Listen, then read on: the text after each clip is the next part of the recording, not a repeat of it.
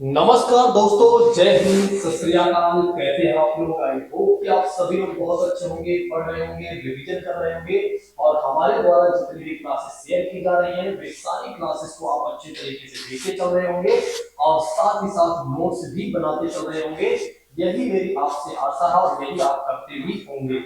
दोस्तों, आज हम बात करने वाले हैं प्रेसिडेंट से संबंधित जितने भी प्रश्न बनेंगे उनको हम जानने वाले हैं। यानी का खास कहने का मतलब ये है कि वन लाइनर के रूप में जितने भी क्वेश्चन बन रहे हैं उनको हम देख लेते हैं।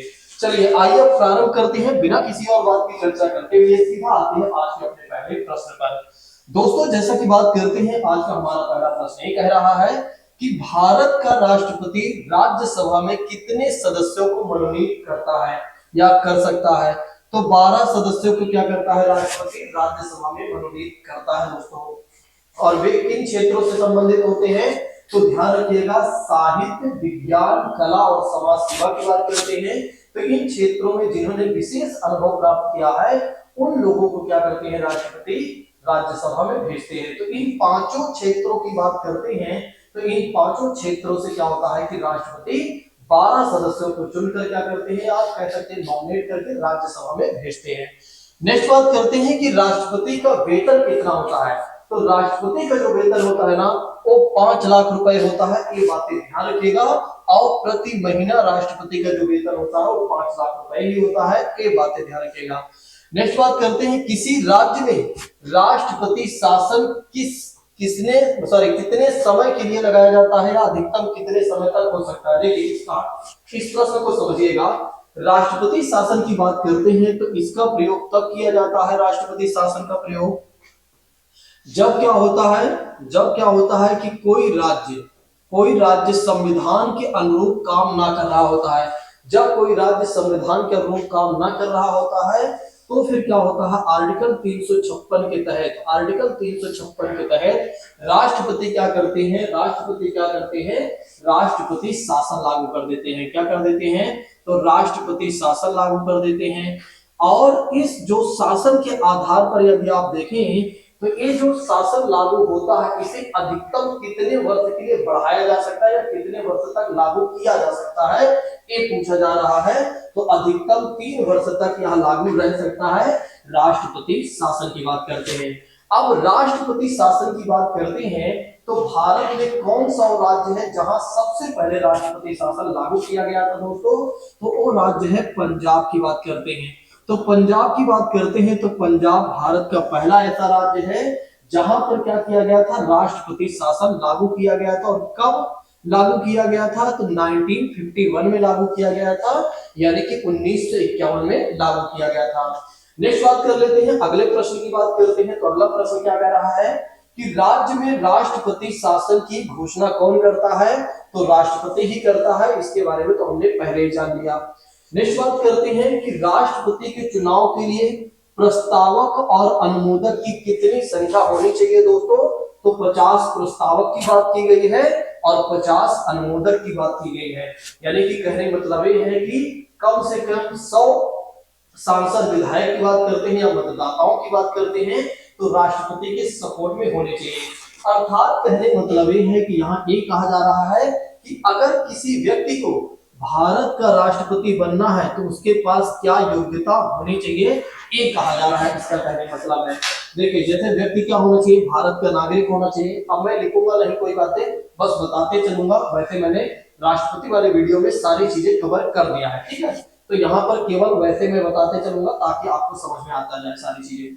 देखिए अगर किसी व्यक्ति को राष्ट्रपति बनना है तो उसके पास क्या योग्यता होनी चाहिए? वो व्यक्ति भारत का नागरिक होना चाहिए, 35 वर्ष वो अपनी आयु कंप्लीट कर लिया हो, पागल और दिवालिया नहीं होना चाहिए, लोकसभा के सदस्य बनने की योग्यता रखता हो, और लेकिन साथ ही साथ क्या होना चाहिए, 50 प्रस्तावक और 50 अनुमोदक की आवश्यकता पड़ती है। अर्थात कहने का मतलब ये है कि कम से कम 100 सांसद विधायक राष्ट्रपति के सपोर्ट में होने चाहिए, तभी कोई व्यक्ति यानी कि किसी कैंडिडेट के सपोर्ट में 100 सांसद विधायक होने चाहिए, तभी कोई व्यक्ति भारत का राष्ट्रपति बन पाएगा। ठीक है, ये बातें आप ध्यान रखिएगा, भूलिएगा नहीं। चलिए अब बात कर लेते हैं इसी के साथ अगले प्रश्न के बारे में। तो अगला प्रश्न क्या कहता है कि भारत में किसके चुनाव में अनुपातिक प्रतिनिधित्व प्रणाली को अपनाया गया है? तो भारत में किसके चुनाव को अनुपातिक प्रतिनिधित्व की बात करते हैं या एकल संक्रमणीय हस्तांतरणीय मत की बात करते हैं, तो इस प्रणाली को अपनाया गया है। तो राष्ट्रपति के चुनाव में ऐसा अपनाया गया है। कल मैंने आपको बताया हुआ है वीडियो में ऑलरेडी, या पिछली वाली क्लास में मैंने आपको बताया हुआ है कि अगर किसी व्यक्ति को भारत का राष्ट्रपति बनना है तो उसके पास क्या योग्यता होनी चाहिए, और साथ ही साथ राष्ट्रपति बनने के लिए कैसे चुनाव होता है, ये भी हमने आपको बता दिया है। जैसा कि बात करते हैं, मान लेते हैं राष्ट्रपति पद के लिए 4 लोग खड़े होते हैं या 4 कैंडिडेट होते हैं, तो यहाँ पर क्या किया जाता है, प्रेफरेंस दिया जाता है कि कोई, जैसे मान लेते हैं कि जो लोकसभा या राज्यसभा के जो सदस्य होते हैं, कोई चाह रहा है मेरे हिसाब से डी वाला पहले बने, कोई चाह रहा है कि ए बने या ए बने, तो इनमें क्या होता है कि 50% +1 वोट पाने की आवश्यकता होती है। जो कैंडिडेट 50% +1 वोट पा जाएगा वो क्या बन जाएगा, भारत का राष्ट्रपति बन जाएगा। लेकिन अगर आप देखें, अगर कोई नहीं पाता है, मान ले चारों में से कोई नहीं पाता है, बराबर की स्थिति में है या कम ज्यादा की स्थिति में है, तो इनको हटाया जाएगा और इनके सारे वोट को क्या किया जाएगा, तीनों में डिस्ट्रीब्यूट किया जाएगा समान रूप से। और फिर अगर इनमें भी पूरा नहीं होता 50% +1, तो फिर क्या किया जाएगा, इनको हटाया जाएगा और इनके सारे वोट को इनके दोनों में डिस्ट्रीब्यूट किया जाएगा। और इसमें जो भी एक तरह से कैंडिडेट 50% +1 वोट पा जाएगा वो भारत का राष्ट्रपति घोषित हो जाएगा। ठीक है, तो ये बातें ध्यान रखिएगा, ये वही बातें कह रहे हैं या कहा जा रहा है इसमें। नेक्स्ट बात करते हैं, किसने 1922 में यह मांग की कि भारत के संविधान की संरचना के लिए गोलमेज सम्मेलन बुलाना चाहिए। तो गोलमेज सम्मेलन की बात करते हैं तो किसकी मांग की दोस्तों, मोतीलाल नेहरू की मांग की। ये बातें भी ध्यान रखिएगा। देखिए अभी मैं इसके बारे में ज्यादा डिस्कशन करके नहीं बता रहा हूं या ज्यादा इसके बारे में चर्चा मैं इसलिए नहीं कर रहा हूं क्योंकि ये मॉडर्न हिस्ट्री का सेक्शन है। तो मॉडर्न हिस्ट्री जब मैं आपको पढ़ाऊंगा तो इसके बारे में अच्छे तरीके से समझा दूंगा।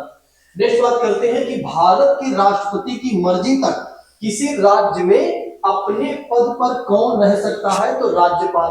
देखिए राज्यपाल की बात करते हैं तो राज्यपाल को कौन अपॉइंट करता है, मैंने कल ही बताया हुआ है। तो राष्ट्रपति को जो राज्यपाल को जो अपॉइंट करता है वो है भारत का राष्ट्रपति। यानी कि जो हमारे देश का राष्ट्रपति होता है वो क्या करता है, राज्यपाल को अपॉइंट करता है। और राज्यपाल को जब वो अपॉइंट करता है तो राज्यपाल जो होता है इसके प्रसाद पर्यंत बना रहता है। प्रसाद पर्यंत का मतलब ये हो जाता है कि जब तक राष्ट्रपति का मन है तब तक राज्यपाल अपने पद पर रहेगा। अगर राष्ट्रपति का मन हट गया कि अब मुझे राज्यपाल को वापस बुलाना चाहिए तो राज्यपाल को वापस बुला सकता है।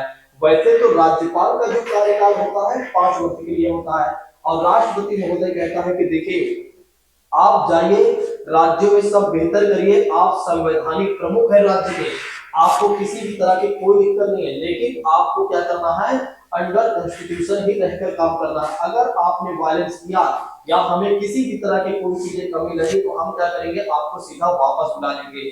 तो ये वही बातें हैं कि राष्ट्रपति को राष्ट्रपति क्या करता है, राज्यपाल को अपॉइंट तो करता है लेकिन प्रसाद पर्यंत करता है। जब राष्ट्रपति को लगता है कि राज्यपाल को समय से पहले वापस बुला लेना चाहिए तो राष्ट्रपति क्या करता है, राज्यपाल को समय से पहले बुला लेता है।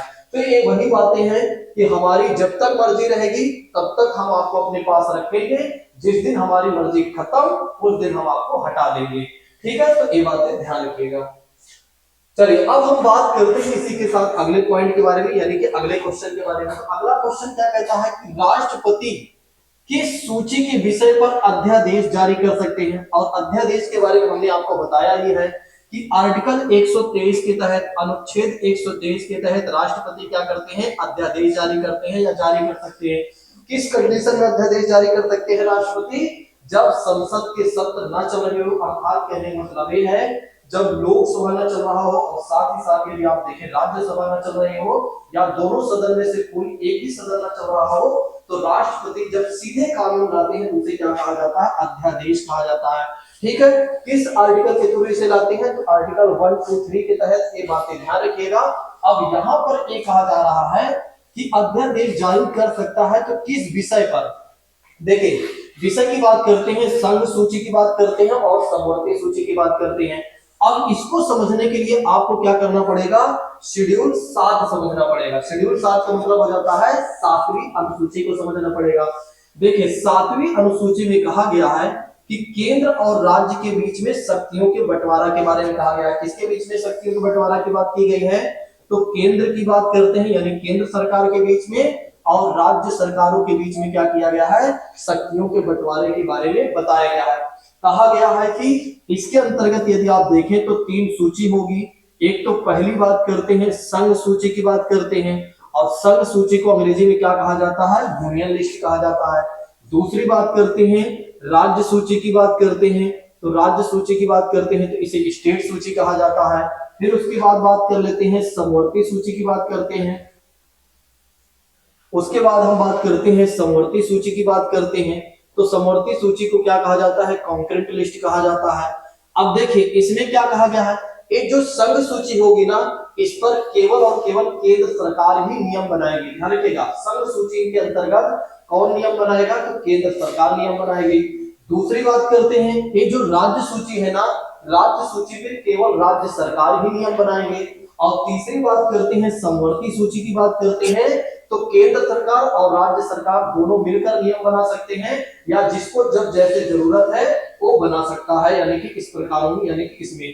तो यही आपसे पूछा जा रहा है कि राष्ट्रपति किस सूची के विषय में अध्यादेश जारी कर सकते हैं या कर सकता है? तो है एक तो संघ सूची की बात करते हैं, क्योंकि जो भारत सरकार की कार्यपालिका होती है उसका हेड कौन होता है? राष्ट्रपति होता है, ठीक है।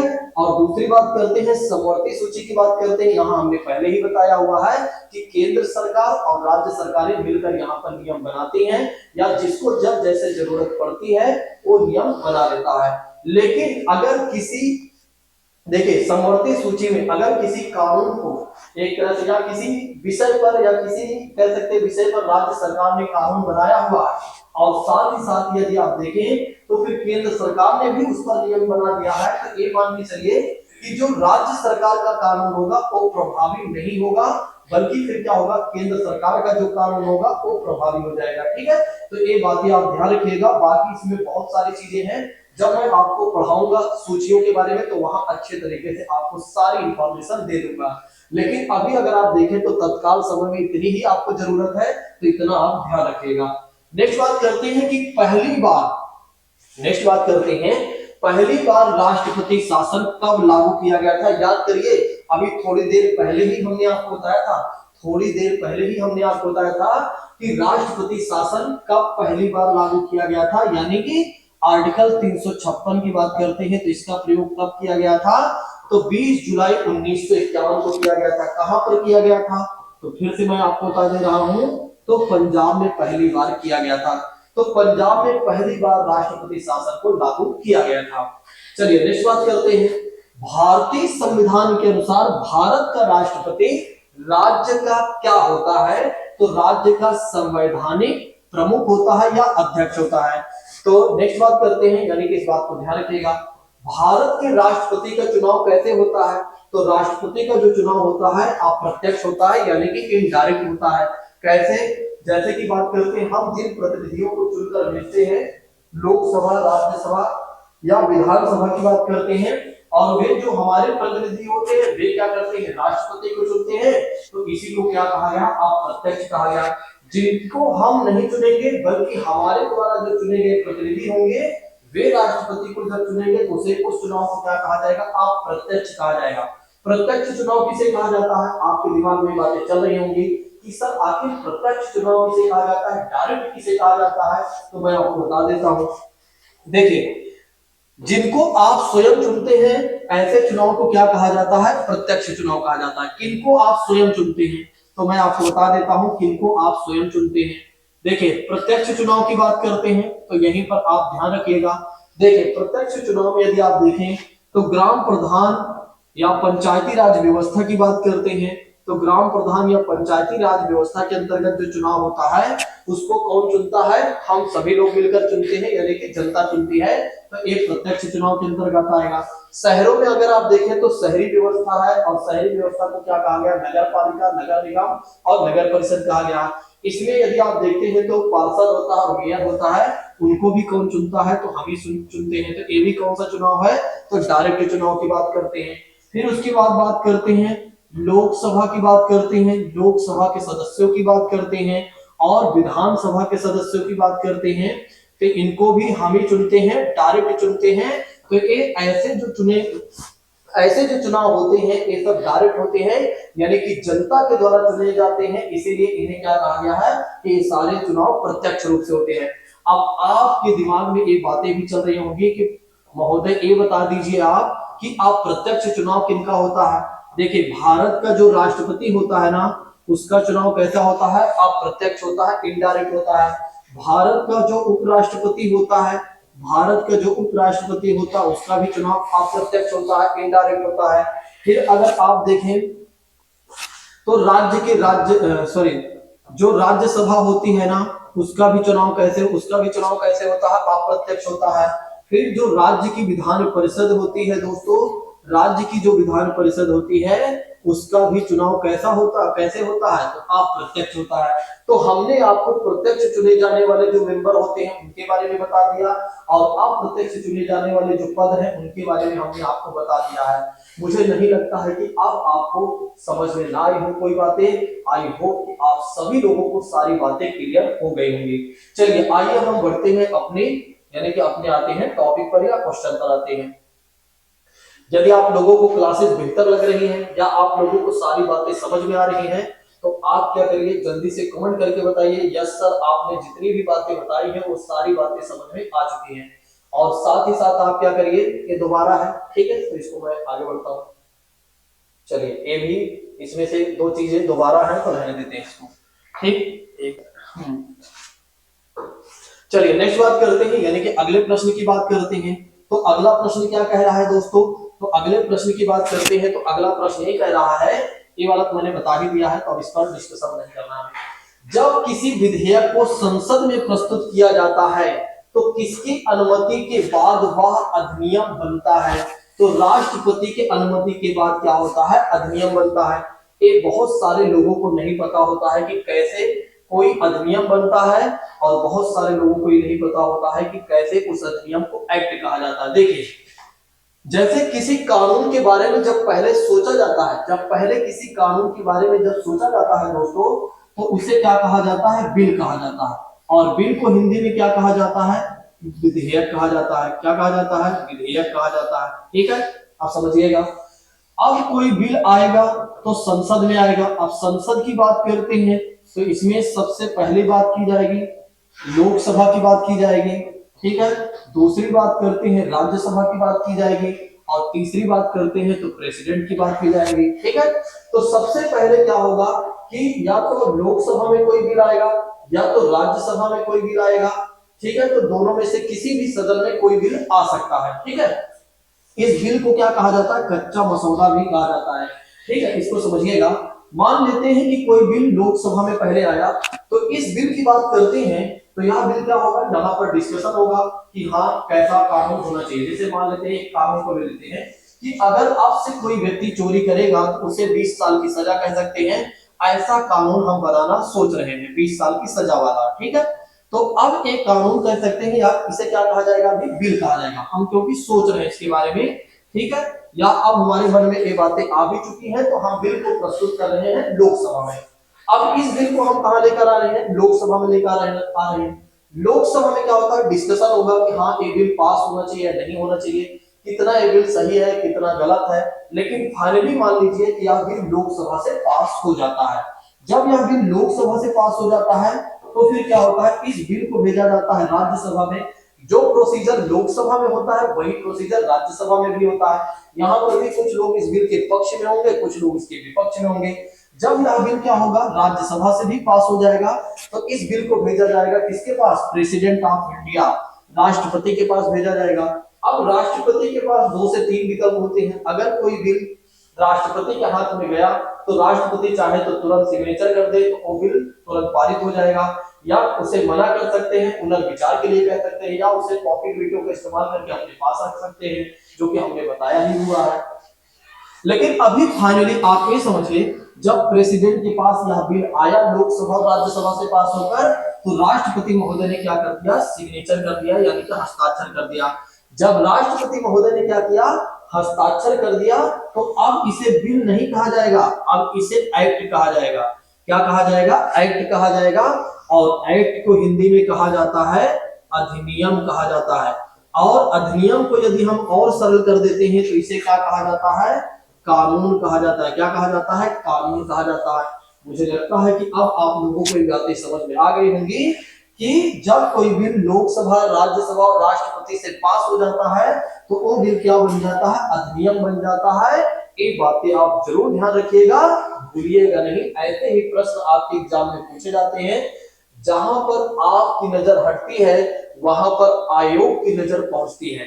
आपको क्या करना है, जहां पर आयोग की नजर जाए वहां पर भी आपको जाना है, जहां ना जाए वहां भी जाना है, क्योंकि आपको क्या करना है, अपने पूरे सिलेबस को कंप्लीट करना है पूरी ईमानदारी पूर्वक। देखिए यहाँ पर ऑलरेडी लिखा भी है, जब किसी विधेयक को संसद में प्रस्तुत किया जाता है तो किसकी अनुमति के बाद क्या होता है, वह अधिनियम बनता है। तो फाइनली जो एक तरह से पारित करने की बात की जाती है वो राष्ट्रपति की बात की जाती है, क्योंकि बिना उसके अनुमोदन के, बिना उसके अनुमति के वो अधिनियम, कोई भी अधिनियम नहीं बन पाएगा। नेक्स्ट बात करते हैं कि भारत की राष्ट्रपति का चुनाव कौन संचालित करता है, तो निर्वाचन आयोग करता है, इलेक्शन कमीशन ऑफ इंडिया करता है। ठीक है, तो ये बातें कल भी हमने आपको बताया था, ये बातें आप जरूर ध्यान रखिएगा। अगर राष्ट्रपति के चुनाव से संबंधित कोई विवाद होता है तो उस विवाद को सुलटाता कौन है, तो supreme court of India, Bharat का सर्वोच्च न्यायालय ऐसा करता है। ठीक है, और सर्वोच्च न्यायालय का ही क्या होता है, अंतिम फैसला भी माना जाता है। ये बातें भी हमने आपको कल बताया था। ठीक है, तो चलिए अब हम पढ़ लेते हैं इसी के साथ अगले प्रश्न के बारे में।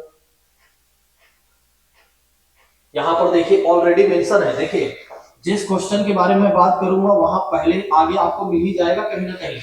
देखिए राष्ट्रपति की बात करते हैं तो राष्ट्रपति के चुनाव से संबंधित मामले कहां भेजे जाते हैं, तो राष्ट्रपति के चुनाव से संबंधित जो मामले भेजे जाते हैं वो कहां भेजे जाते हैं, उच्चतम न्यायालय। उच्चतम न्यायालय का मतलब क्या हो जाता है, सुप्रीम कोर्ट हो जाता है। भारत के राष्ट्रपति का चुनाव कितने वर्ष के लिए होता है, तो 5 वर्ष के लिए होता है। ये बातें तो आप जानते ही हैं।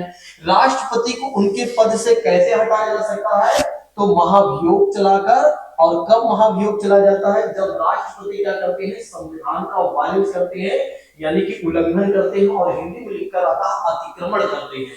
ठीक है, तो ध्यान रखिएगा। और कहां से ये महाभियोग चलता है, तो संसद से चलती है महाभियोग। और किस आर्टिकल के तहत, तो आर्टिकल 61 के तहत महाभियोग को चलाया जाता है। ये जो महाभियोग की प्रक्रिया की बात करते हैं, इसको हमने किस देश के संविधान से लिया हुआ है, तो इसको हमने लिया हुआ है अमेरिका के राष्ट्रपति या अमेरिका के संविधान से हमने लिया हुआ है। जिस तरह से अमेरिका के राष्ट्रपति को हटाया जाता है महाभियोग चलाकर, जब वे संविधान का वायलेंस करते हैं, उसी तरह से भारत के भी राष्ट्रपति को हटाया जाता है जब वे क्या करते हैं, संविधान का वायलेंस करते हैं। कहीं जाइएगा नहीं, एक एक बातों को आप समझते चलिए। और अगर आपको कोई बातें ना समझ में आए आप हमसे प्रश्न कीजिए, मैं आपके सभी प्रश्नों का जवाब दूंगा। ये देखिए यहाँ पर ऑलरेडी लिखा हुआ है, राष्ट्रपति पर महाभियोग किस आधार पर लगाया जाता है, तो राष्ट्रपति पर जो महाभियोग लगाया जाता है संविधान की अतिक्रमण करने पर, यानी कि वायलेंस करने पर। चलिए नेक्स्ट बात करते हैं, इसी के साथ अगले प्रश्न के बारे में बात कर लेते हैं। तो अगला प्रश्न हमारा क्या कहता है, देखिए भारतीय भाषाओं को कितने प्रमुख वर्गों में बांटा गया है, तो 4 प्रमुख वर्गों में बांटा गया है। इसके बारे में हम आगे जानेंगे। भारत के राष्ट्रपति को पद एवं गोपनीयता की शपथ कौन दिलाता है, भारत के राष्ट्रपति को उनके पद की बात करते हैं और गोपनीयता, ये गोपनीयता का मतलब हो जाता है कॉन्फिडेंशियल की बात की जाती है।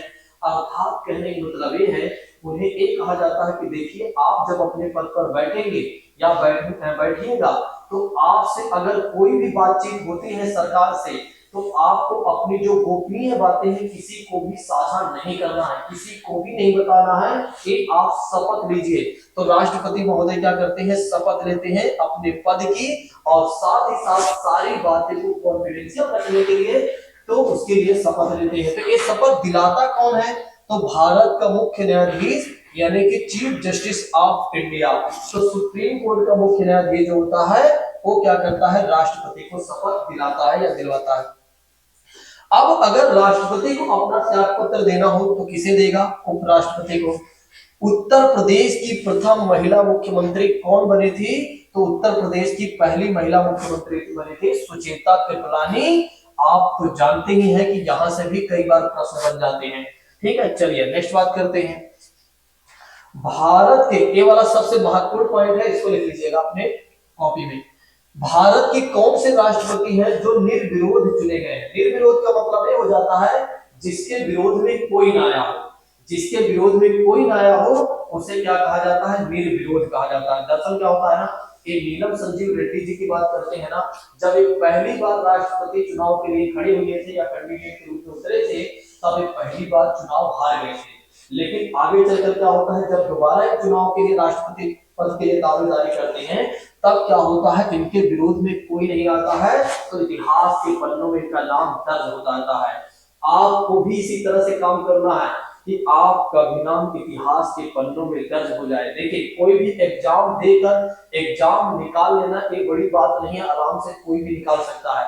लेकिन अगर अपना नाम इतिहास में दर्ज आप करवाना चाहते हैं तो रैंक लेकर आइए, सभी आपको याद रखेंगे और इतिहास के पन्नों में लिख उठेगा कि आप इस पृथ्वी के महान इंसान हैं जिसने रैंक लेकर आए थे। और एक बात मैं आपको बता देता हूं, देखिए आज जब देखिए आने वाले जो देखिए आज जो आप करेंगे वो कल आने वाली पीढ़ी आपके बारे में पढ़ेगी कि हमारे चाचा जी, हमारे दादाजी, हमारे पिताजी, हमारे भैया जी ने पहले क्या किया होगा। वही जो आप करके जाएंगे उसी को भविष्य में क्या होगा, जब आपकी नई पीढ़ी आएगी उसी को गर्व करके क्या होगा, आगे बढ़ेगी। तो इसलिए आपको भी अपना नाम इतिहास में दर्ज करवाना है और उसके लिए आपको क्या करना होगा, अथक प्रयास करना होगा, यानी कि जबरदस्त मेहनत करना होगा।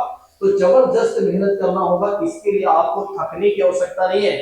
आपको ना तो थकाई लगनी चाहिए, ना तो भूख लगनी चाहिए, ना तो प्यास लगनी चाहिए। ठीक है, ये सब जनरल बातें हैं, ये सब तो सबके साथ होती रहती है। इन सभी चीजों से ऊपर उठिए। भूख लग रही है ना, 1 घंटे सोच लीजिए बाद में खा लूंगा।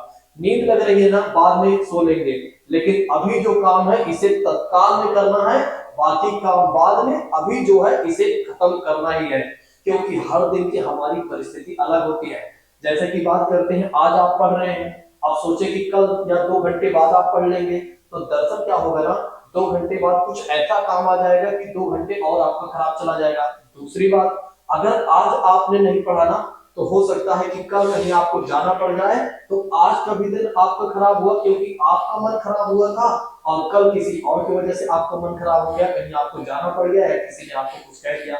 इसलिए जिस दिन समय मिले, जितना समय मिले उसको यूटिलाइज कर लीजिए, यही आपके लिए बेहतर होगा।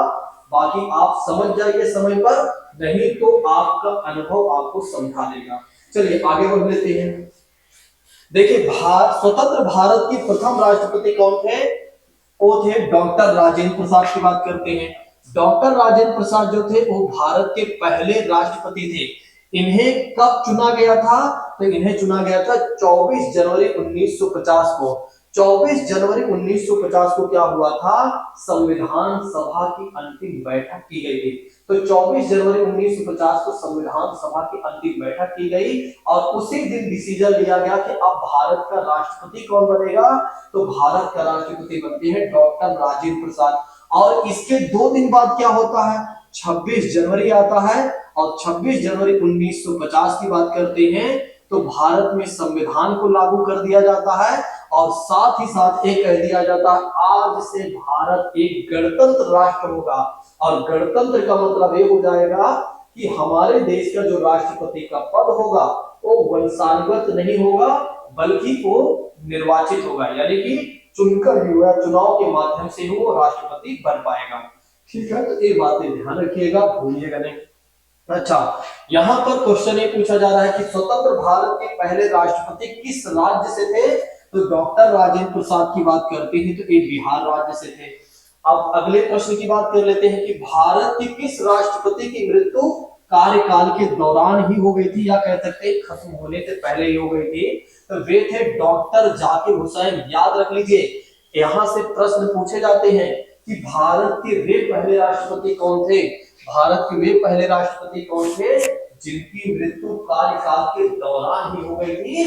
तो वे थे डॉक्टर जाकिर हुसैन की बात करते हैं। तो डॉक्टर जाकिर हुसैन, इनकी डेथ हो चुकी थी, ध्यान रखिएगा।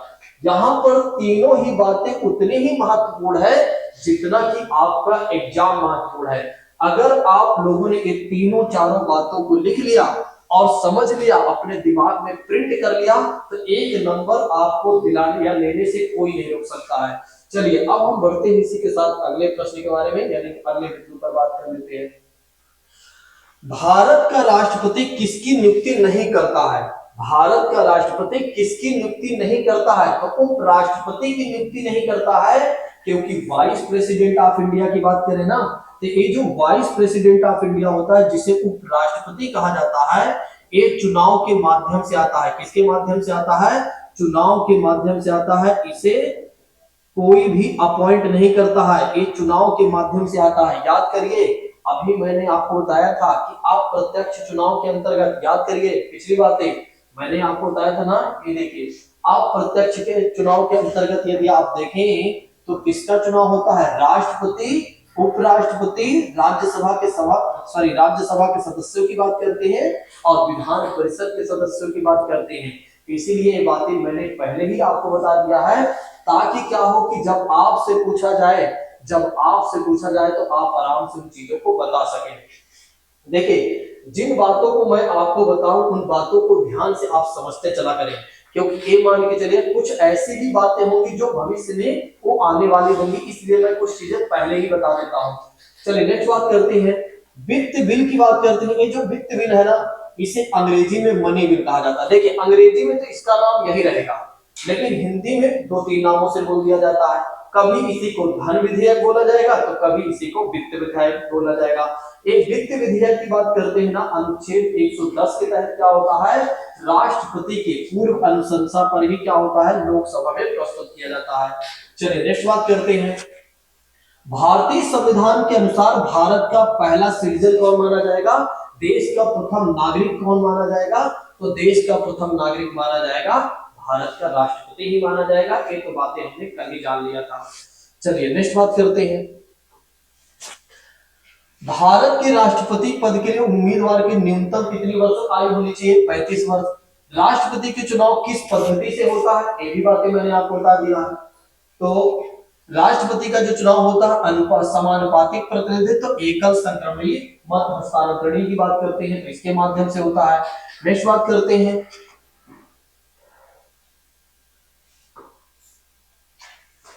तो नेक्स्ट बात करते हैं, यहाँ पर छोटी सी चीजें शायद छूट गई थी, वही है मैंने बता ही दिया है, तो बस छूटना क्या है बता ही दिया हूं।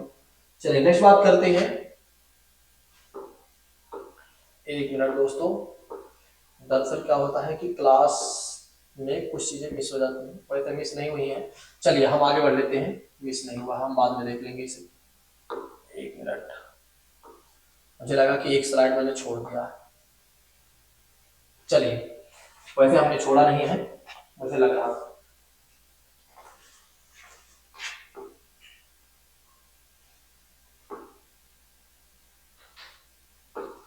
छोड़ा नहीं है, वो इंग्लिश वाला था। ठीक है, चलिए आगे बढ़ते हैं। देखिए कुछ स्लाइड क्या है, सारी स्लाइड जो है, जैसे एक बात आपको भी और भी मैं बता देता हूँ, सारी स्लाइड हिंदी और इंग्लिश दोनों में है। जैसे पहले पेज में क्या है कि हिंदी में है, तो दूसरे पेज में इंग्लिश में मिल जाएगा आपको। अगर हो सकता है कि उसी पेज में हिंदी और इंग्लिश दोनों में मिल जाए, बात एक ही है। चलिए आगे बढ़ लेते हैं। तो इनका चुनाव किस पद्धति के माध्यम से होता है? समानुपातिक प्रतिनिधित्व और एकल संक्रमणीय हस्तांतरणीय मत के द्वारा होता है। ये बातें हमने आपको बता दिया है। भारत की तीनों सेनाओं का सर्वोच्च सेनापति कौन होगा? राष्ट्रपति होगा। जैसा कि बात करते हैं, नेवी की बात कर लेते हैं, और एयरफोर्स की बात करते हैं, और आर्मी की बात करते हैं, जल थल वायु की बात करते हैं। तीनों सेनाओं का सर्वोच्च कमांडर कौन होगा? तो भारत का राष्ट्रपति होगा। कहीं जाइएगा नहीं, एक एक बातों को समझते चलिए। अगर किसी का मन कर रहा है कुछ खाने का, तो वो जाकर ला ले और बैठ जाए आराम से, खाते खाते पढ़ते चले। युद्ध अथवा बाहरी आक्रमण की स्थिति में आक्रमण के विरुद्ध क्या है, सॉरी, अगर कहने मतलब ये है, यहाँ पर मैं एक पूरी लाइन लिखने से पहले मैं समझा देता हूँ। देखिए यहाँ कहने मतलब ये है कि आर्टिकल 352 का यूज कब किया जाता है? ठीक है, तो आर्टिकल 352 का यूज तब किया जाता है जब बाह्य आक्रमण होता है, और बाह्य आक्रमण का मतलब ये हो जाता है जब हमारे देश पर किसी देश ने आक्रमण कर दिया हो तब, और साथ ही साथ अगर हमारे सैनिकों ने विद्रोह कर दिया हो तब क्या किया जाता है? आर्टिकल 352 का यूज किया जाता है। तो इसकी घोषणा कौन करता है? तो इसकी घोषणा करता है राष्ट्रपति करता है, यानी कि प्रेसिडेंट ऑफ इंडिया करता है। चलिए नेक्स्ट बात करते हैं, संविधान सभा का स्थायी अध्यक्ष कौन था। इसकी कहानी थोड़ा सा मैं बता देता हूं, इसकी कहानी चली कहां से थी। दरअसल क्या होता है, संविधान सभा की पहली बैठक होती है 9 दिसंबर 1946 को। संविधान सभा की पहली बैठक कब होती है, 9 दिसंबर 1946 की बात करते हैं। तो 9 दिसंबर 1946 को क्या होता है, संविधान सभा की पहली बैठक होती है। ठीक है, संविधान सभा की पहली बैठक होती है। उसके बाद इस समय क्या किया जाता है, अस्थायी अध्यक्ष के तौर पर, थोड़ा सा रिस्पॉन्स धीरे धीरे आ रहा है, चलो अभी देखते हैं क्या है टेक्निकल प्रॉब्लम। तो अस्थायी अध्यक्ष के तौर पर यदि आप देखें तो डॉक्टर सच्चिदानंद सिन्हा को चुन लिया जाता है 9 दिसंबर 1946 को। ठीक है, वरिष्ठता के आधार पर, जैसे फ्रांस में वरिष्ठता के आधार पर चुना गया था, वैसे ही अगर आप देखें तो 9 दिसंबर 1946 को क्या किया जाता है, संविधान सभा की पहली बैठक होती है और अस्थायी अध्यक्ष के तौर पर यदि आप देखें तो डॉक्टर सच्चिदानंद सिन्हा को चुन लिया जाता है। उसके बाद क्या होता है, 2 दिन बाद क्या होता है, 2 दिन बाद का मतलब हो जाता है 11 दिसंबर की बात करते हैं। तो 11 दिसंबर 1946 को क्या होता है, थोड़ा सा टेक्निकल प्रॉब्लम है, बस जल्दी मैं खत्म करूंगा और उसके बाद इसको फिर से कंटिन्यू दूसरा कर लूंगा। ठीक है, 11 दिसंबर की बात करते हैं। तो 11 दिसंबर की बात करते हैं दोस्तों, एक मिनट मैं इसको ना यहाँ के बजाय यही बता देता हूँ। ठीक है, अभी इस समय यहाँ पर रिस्पॉन्स टाइम ठीक नहीं चल रहा है, हो सकता है टेक्निकल एरर हो जाता है, कई बार क्या होता है दिन भर ये बूट चलता रहता है, 1 मिनट के लिए भी बंद नहीं होता है और जिसकी वजह से कई बार छोटी मोटी एरर आ जाती है। तो आप चिंता मत करिए, हम खुद ही चिंतित हैं। ठीक है, चलिए बात करते हैं, यहाँ पर मैं लिख दे रहा हूँ। देखिए 9 दिसंबर 1946 को क्या होता है, 9 दिसंबर 1946 को क्या होता है, संविधान सभा की पहली बैठक होती है। जब संविधान सभा की पहली बैठक होती है तो उस समय डॉक्टर सच्चिदानंद की बात करते हैं, डॉक्टर सच्चिदानंद की बात करते हैं तो उन्हें क्या किया जाता है, अस्थायी अध्यक्ष के रूप में एक तरह से चुन लिया जाता है। लेकिन संविधान सभा में आप सोचिए, संविधान को बनाना है, अब संविधान को बनाने के लिए अस्थायी अध्यक्ष की जरूरत नहीं है, हमें स्थायी अध्यक्ष चुनने की जरूरत है। तो आगे चलकर क्या होता है, 11 दिसंबर की बात करते हैं, 11 दिसंबर 1946 को एक नया परिवर्तन होता है और 11 दिसंबर 1946 को नया परिवर्तन का मतलब ये है कि दूसरी बैठक होती है और दूसरी बैठक के तौर पर क्या किया जाता है, डॉक्टर राजेंद्र प्रसाद को स्थायी अध्यक्ष के रूप में चुना जाता है। किसे चुना जाता है, तो डॉक्टर राजेंद्र प्रसाद की बात करते हैं तो डॉक्टर राजेंद्र प्रसाद को स्थायी अध्यक्ष के रूप में चुना जाता है, यानी कि परमानेंट कह सकते हैं प्रेसिडेंट के रूप में चुना जाता है। तो ध्यान रखिएगा 9 दिसंबर 1946 को संविधान सभा की पहली बैठक होती है और तब क्या किया जाता है कि डॉक्टर सच्चिदानंद सिन्हा को क्या किया जाता है, अस्थायी अध्यक्ष के रूप में चुना जाता है। लेकिन हमें संविधान सभा में स्थायी अध्यक्ष की जरूरत है, क्योंकि हमें क्या करना है कि एक तरह से संविधान बनाना है। तो इसके लिए क्या होता है, 11 दिसंबर की दूसरी मीटिंग जब होती है तो स्थायी अध्यक्ष के रूप में किसे चुन लिया जाता है, डॉक्टर राजेंद्र प्रसाद को चुन लिया जाता है।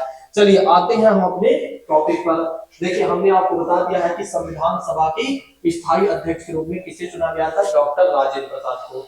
नेक्स्ट बात करते हैं, भारत की प्रथम राष्ट्रपति डॉक्टर राजेंद्र प्रसाद का चुनाव कैसे हुआ था, तो संविधान सभा द्वारा हुआ था। देखिए याद करिए, मैंने अभी आपको बताया था थोड़ी देर पहले, संविधान सभा की अंतिम बैठक हुई थी 24 जनवरी 1950 को और तभी डिसीजन लिया गया कि भारत का पहला राष्ट्रपति अब कौन बनेगा। तो भारत के पहले राष्ट्रपति के रूप में क्या किया जाता है, डॉक्टर राजेंद्र प्रसाद को ही चुन लिया जाता है। तो एक बात आप ध्यान रखिएगा। देखिए दरअसल अगर आप देखें तो उसके बाद से प्रोसीजर होता है, जैसे कि लोकसभा, राज्यसभा और विधानसभा के जो निर्वाचित सदस्य होंगे वे लोग वोट करेंगे। लेकिन जब पहली बार चुना जाता है तो संविधान सभा के द्वारा डॉक्टर राजेंद्र प्रसाद को राष्ट्रपति के रूप में चुना जाता है, ध्यान रखिएगा। नहीं तो कुछ लोग वहां पर जाकर लोकसभा, राज्यसभा और विधानसभा के सदस्यों के साथ एंजॉय करने लगे। पहले राष्ट्रपति के बारे में तो सबने ऐसे बताया था, नहीं, जो भारत के पहले राष्ट्रपति थे ना, उनका चुनाव जो हुआ था संविधान सभा द्वारा ही किया गया था, कॉन्स्टिट्यूशन असेंबली के द्वारा किया गया था। ठीक है, तो ये बातें जरूर ध्यान रखिएगा, भूलिएगा नहीं। उसके बाद जो भी राष्ट्रपति बना भारत का, सबको उसी तरह उसी प्रोसीजर से किया गया, लोकसभा, राज्यसभा और विधानसभा के निर्वाचित सदस्यों द्वारा चुना गया। ठीक है, लेकिन पहली बार जब चुना गया तो संविधान सभा के द्वारा किया गया था। नेक्स्ट बात करते हैं कि भारत के राष्ट्रपति ने किस मामले में वीटो शक्ति का प्रयोग किया था पहली बार। तो पहली बार भारत के राष्ट्रपति ने किस मामले में वीटो शक्ति का प्रयोग किया था, तो भारतीय डाकघर अधिनियम की बात करते हैं। कल हमने इसके बारे में पढ़ा भी था और लिखा भी था, तो ये बातें जरूर ध्यान रखिएगा, भूलिएगा नहीं। देखिए कुछ बिंदुओं को हमने दो से तीन बार आपसे कहा है कि इनको आपको जरूर ध्यान रखना है, जरूर ध्यान रखना है। इसका मतलब ये है कि यहाँ से क्वेश्चन बनेंगे ही उन बिंदुओं को जिनको हमने आपको एक तरह से पॉइंट आउट किया है। नेक्स्ट बात करते हैं कि भारत के राष्ट्रपति व उपराष्ट्रपति के अनुपस्थिति में राष्ट्रपति के कार्यभार को कौन संभालेगा। तो सुप्रीम कोर्ट का जज, अगर सुप्रीम कोर्ट के जज नहीं है तो कोई सीनियर जज क्या करेगा, राष्ट्रपति पद को संभालेगा। याद करिए मैंने आपको बताया था कि अगर राष्ट्रपति का पद खाली हो गया एक आध मिनट के लिए, या कह सकते हैं किसी कारणवश उनका पद खाली हो गया, तो उनके स्थान पर उपराष्ट्रपति जाकर बैठेंगे। अगर उपराष्ट्रपति भी नहीं है तो फिर क्या होगा, कौन बैठेगा, सुप्रीम कोर्ट का मुख्य न्यायाधीश बैठेगा। अगर वे भी नहीं है तो फिर कौन जाकर बैठेगा, तो कोई सीनियर जज जाकर क्या करेगा, राष्ट्रपति के पद पर बैठेगा। ठीक है, तो ये बातें भी ध्यान रखिएगा। भारत का राष्ट्रपति जो होता है वो संवैधानिक अध्यक्ष होता है। इसको हमने कितनी बार पढ़ लिया, अब पढ़ने की जरूरत नहीं है। अध्यादेश जारी करने का अधिकार राष्ट्रपति का कौन सा अधिकार माना जाता है, तो विधायी अधिकार माना जाता है, यानी कि कानूनी अधिकार माना जाता है। ठीक है, तो अध्यादेश जारी करने का अधिकार राष्ट्रपति को कौन सा अधिकार माना जाता है, तो इसे विधायी अधिकार के अंतर्गत रखा गया है। राष्ट्रपति, भारत का राष्ट्रपति किसके द्वारा चुना जाता है, तो सांसदों व विधानसभाओं के निर्वाचित सदस्यों के द्वारा क्या किया जाता है, या संसद के सदस्य की बात करते हैं और विधानसभा के जो निर्वाचित सदस्य होते हैं उनके सदस्य द्वारा राष्ट्रपति का चुनाव होता है। यहाँ पर सबसे महत्वपूर्ण बातें हैं, इसको तो अपने दिमाग में और अपने कॉपी में तुरंत लिख लीजिए। श्रीमती प्रतिभा देवी सिंह पाटिल जो होती हैं भारत की पहली राष्ट्रपति बनती हैं। अब ये जो राष्ट्रपति बनती है कौन सी नंबर की होती है, वैसे अगर आप देखें तो एक पहली महिला के तौर पर अगर आप देखेंगे तो भारत की पहली महिला राष्ट्रपति बनती है। और राष्ट्रपति के क्रम में यदि आप देखें तो एक 12वीं नंबर की थी। कितने नंबर की थी, तो एक 12वीं नंबर की थी राष्ट्रपति। तो ये बातें तो भूलिए ही मत, क्योंकि ऐसे ही प्रश्न आपके एग्जाम में पूछा ही जाता है कि महोदय हमें ये बता दीजिए कि भारत की पहली महिला राष्ट्रपति कौन थी। तो भारत की पहली महिला राष्ट्रपति कौन थी, तो श्रीमती प्रतिभा देवी सिंह पाटिल थी। और अगर ये पूछा जाता है राष्ट्रपति के क्रम में कौन से नंबर उनका था, तो उनका नंबर था 12वां नंबर था। और भारत की दूसरी राष्ट्रपति कौन है महिला अभी, तो ध्यान रखिएगा द्रौपदी मुर्मू की बात करते हैं। तो एक दूसरी महिला तो है, लेकिन आदिवासी तौर पर पूछा जाता है तो भारत की पहली आदिवासी महिला राष्ट्रपति है। ठीक है, देखिए राष्ट्रपति के नाम के आगे हमें थोड़ा से सम्मान लगाना पड़ता है। देखिए राष्ट्रपति का अगर हमें नाम लेना हो तो हमें क्या करना चाहिए, महामहिम लगाकर उन्हें बोलना चाहिए। ठीक है, राष्ट्रपति और उपराष्ट्रपति और राज्यपाल के नाम अगर हमें लेने हो तो उनके नेम के पहले हमें क्या करना चाहिए, महामहिम शब्द को जोड़ देना चाहिए। अगर हमें सुप्रीम कोर्ट के जज की बात करते हैं या हाई कोर्ट के जज की बात करते हैं या किसी भी जज की बात करते हैं, उनका नेम लेना हो तो उनके नेम के पहले हमें क्या लगाना चाहिए, न्यायमूर्ति लगाना चाहिए। कभी भी आप कोई किताब उठाकर देखिएगा तो वहां पर क्या होता है, जो ऑथेंटिक बुक होगी, अब ये चिंटू पुट्टी वाले बुक की बात मैं नहीं करूंगा, इधर उधर की जो छोटी मोटी है जिन्होंने जब मन किया जैसा किया वैसा लिख दिया। जो ऑथेंटिक बुक होगी ना, टाटा मैगजीन की बात करेंगे ना, अगर उनकी बुक्स को आप उठाकर देखेंगे तो राष्ट्रपति, प्रधानमंत्री, राष्ट्रपति और जो जज होंगे उनके नाम के आगे जो सम्मानित वर्ड है उसे लगाकर रखा गया है। ठीक है, किसी भी राष्ट्रपति के नाम आप देखेंगे तो साफ साफ लिखा होगा महामहिम लगाकर। और किसी भी जज की बात करते हैं तो ये जज की बात करते हैं तो उनके नाम के आगे न्यायमूर्ति लगाया गया होगा। एक प्रश्न मैं आपसे इसी पर पूछ लेता हूं, भारत का पहला चीफ जस्टिस ऑफ इंडिया कौन था या कौन थे, यानी कि सीजीआई कौन थे, जल्दी से बताइए आप लोग कि भारत के पहले मुख्य न्यायाधीश कौन थे सुप्रीम कोर्ट के। देखिए चलिए मैं आपको बता देता हूं, हो सकता है आपको ना पता हो, तो ऐसे में अगर आप देखें तो हीरालाल जेकानिया की बात करते हैं। हीरालाल जिगानिया की बात करते हैं तो भारत के पहले सीजीआई थे, यानी कि चीफ जस्टिस ऑफ इंडिया थे। वर्तमान की कौन है, इसको कमेंट बॉक्स में आप डाल दीजिएगा, कम से कम इतना तो सम्मान हमारा कह लीजिएगा कि छोटी मोटी बातें आप जरूर बता दीजिएगा।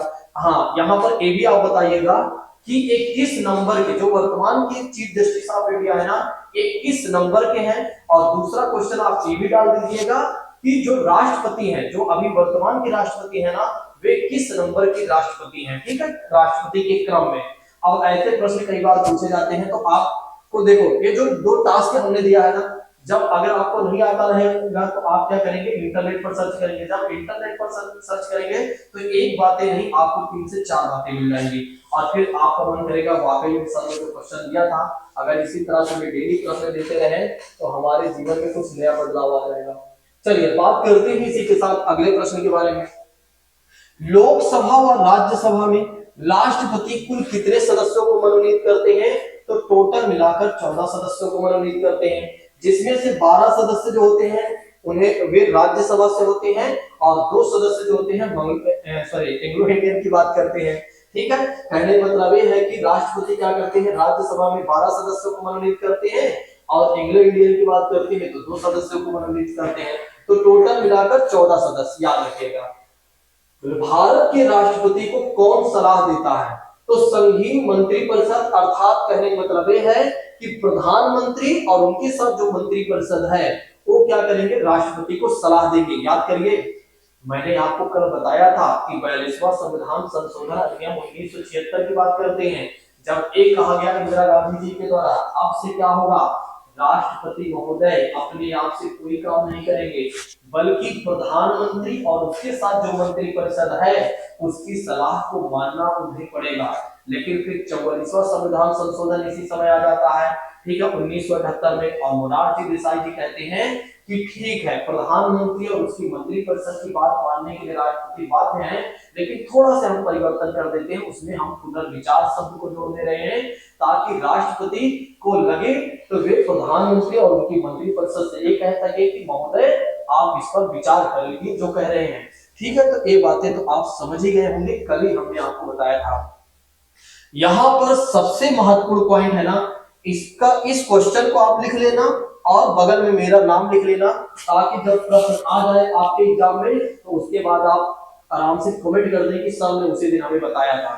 ठीक है, तो क्वेश्चन में क्या कहा जा रहा है, संघीय मंत्रिपरिषद से त्याग पत्र देने वाले भारत के पहले मंत्री कौन थे, तो संघीय मंत्रिपरिषद की बात करते हैं, यानी कि प्रधानमंत्री के साथ जो मंत्रिपरिषद होती है उसके साथ जो प्रथम मंत्री कौन थे जिन्होंने त्याग पत्र दे दिया था, तो डॉक्टर श्यामा प्रसाद मुखर्जी। इनके नेम के आगे लगा होता है डॉक्टर, तो डॉक्टर श्यामा प्रसाद मुखर्जी, इनके नेम लिख लीजिए अपने नोट्स में। मैं तो कहता हूँ नोट्स से ज्यादा अपने दिमाग में छाप लीजिए, क्योंकि ऐसे ही प्रश्न आपके एग्जाम में पूछे जाते हैं। फिर से मैं दिखा दे रहा हूँ, बहुत सारे लोग हटने का इंतजार करते रहते हैं कई बार, इसलिए मैं हट जाता हूँ पूरी तरीके से बीच बीच में, ताकि जो इंतजार करते हैं छात्र वे रोक सके, अपने वीडियो को पॉज कर सके और लिख लें। देखिए फिर मैं हटकर बता दे रहा हूँ, संघीय मंत्रिपरिषद से त्यागपत्र देने वाले पहले मंत्री कौन थे, तो डॉक्टर श्यामा प्रसाद मुखर्जी, इनका नेम याद रखिएगा। चलिए 2-4 प्रश्न और बचे हैं।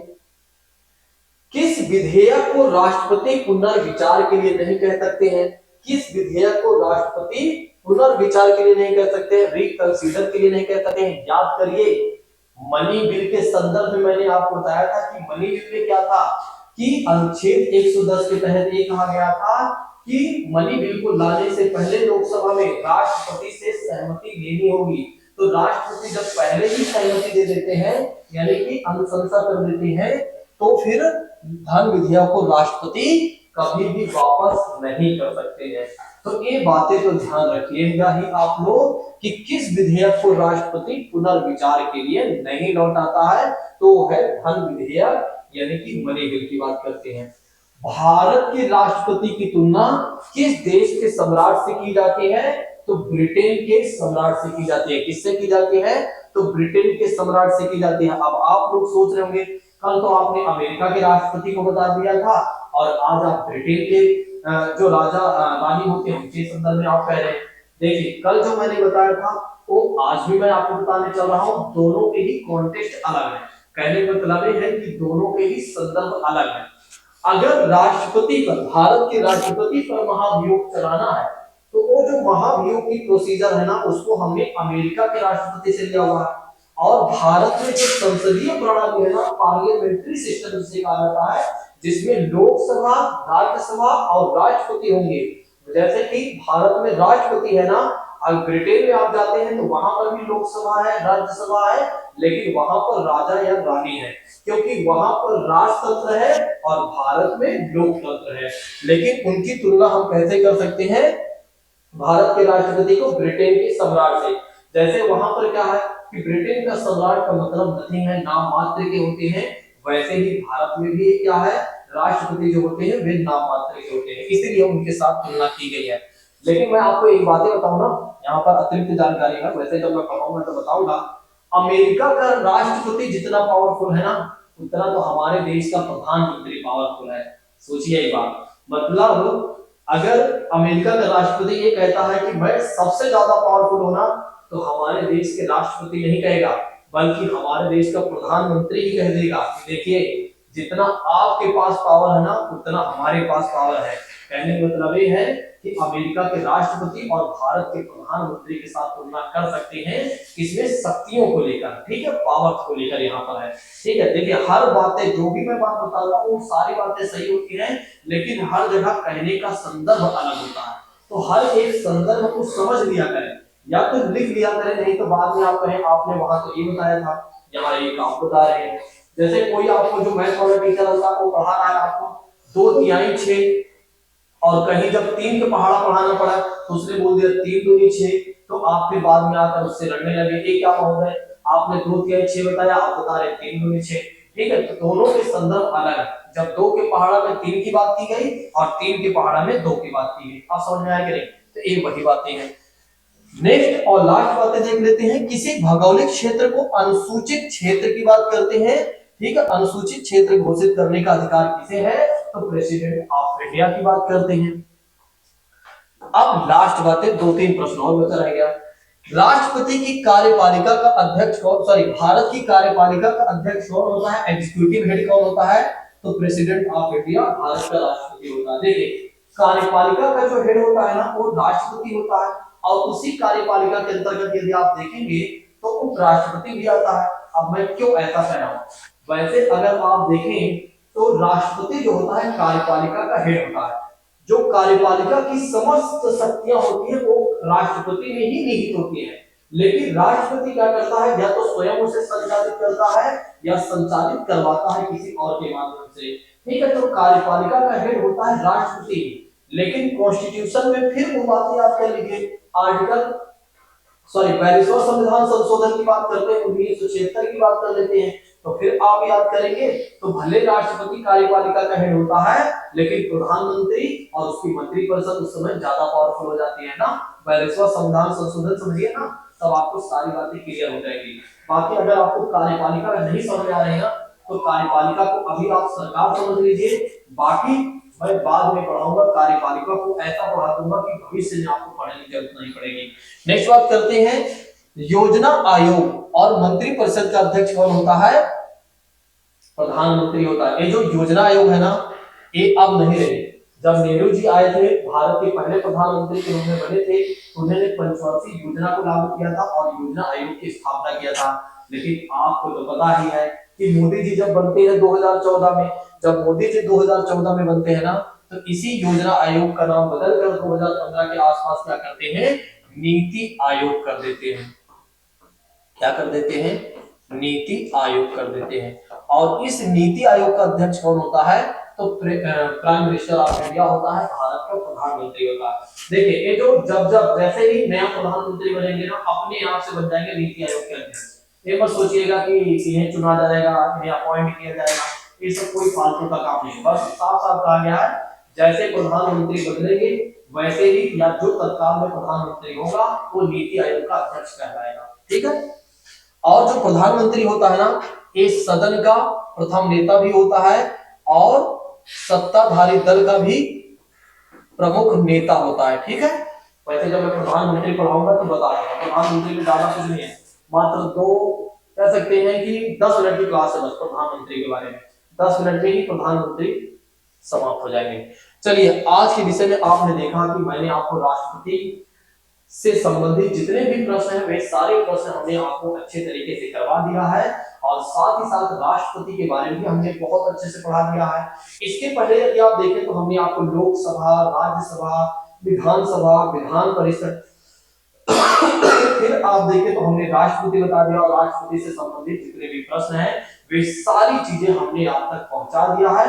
अब आपका काम है कि आप ईमानदारी पूर्वक सारे काम करें, ताकि क्या हो कि जब एग्जाम में बैठे तो आप अपने आप को फ्री फील करें, महसूस करें। चलिए अब आज की क्लास को यहीं पर स्थगित करते हैं। हम मिलते हैं अपनी अगली क्लास में, लेकिन बहुत जल्द मैं आपके साथ लेकर आ रहा हूं UP special, Uttar Pradesh special. आप सभी लोगों के भारी डिमांड पर मैं लेकर आ रहा हूं, बस आप लोगों को क्या करना है, हमारा साथ देना है। एक भी प्रश्न आपका गलत नहीं होगा। देखिए हर जगह आप यूपी स्पेशल पढ़ लीजिए और बाद में प्रवीण सर से आकर पढ़ लेना, आपको खुद एहसास हो जाएगा कि वाकई में सर ने जितने भी कंटेंट दिए हैं अब दोबारा पढ़ने की आवश्यकता नहीं है, और दिमाग में किसी भी तरह के कोई कंफ्यूजन पैदा नहीं होगी, ना तो रखना ही है। बस ईमानदारी से पढ़ना है, नोट्स बनाना और रिवीजन करना और पेपर देने सीधे चले जाना है। आज की बात को अब यही हम रखते हैं, आज की बात को यहीं पर विराम देते हैं। Thank you so much. जय हिंद दोस्तों, take care all of you.